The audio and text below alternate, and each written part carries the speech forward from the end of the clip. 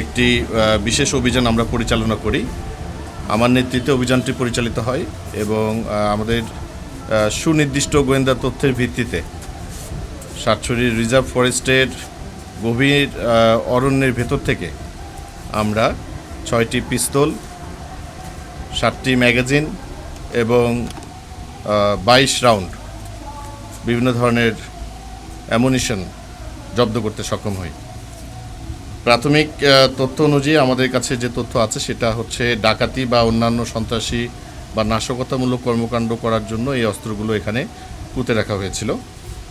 আপনারা আরও জেনে অবাক হবেন যে গত 3 মাসেই শুধুমাত্র এই জঙ্গল এরিয়া থেকে সাতছড়ি রিজার্ভ ফরেস্টের ভেতর থেকে আমরা প্রায় 41 লক্ষ টাকা মূল্যের 238 কেজি ভারতীয় গাঁজা, 2585 পিস ইয়াবা, 59 বোতল মদ এবং 21টি গরু আটক করতে সক্ষম হয়েছে।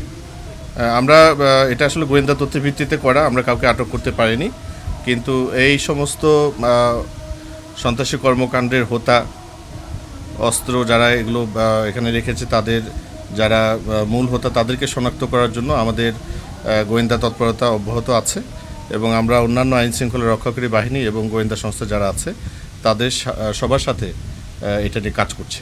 গত প্রায় 1 মাস ধরে আমরা বিভিন্ন ধরনের তথ্যের ভিত্তিতে অপারেশন করছি। আমরা সফলতার মুখ দেখলাম আজকে। আপনারা যদি ওই এলাকায় যান, এলাকায় যেয়ে দেখতে পাবেন যে বিজিবি গত 1 মাস ধরে বিভিন্ন জায়গায় তৎপরতা চালিয়ে বিভিন্ন স্থানে আমরা এই জায়গাগুলো সার্চ করেছি এবং আজকে তার ফলাফল পেলাম। তো আজকের এই অস্ত্র উদ্ধার অভিযানে আমাদের যে অভিযানটা আমরা পরিচালনা করছি এটা একটা সফল অভিযান হয়েছে এবং অদূর ভবিষ্যতেও দেশ এবং সার্বভৌমত্ব রক্ষার যে কোনো প্রয়োজনে এই ধরনের অভিযান করতে হলে আমরা আবার অভিযান করব ইনশাআল্লাহ।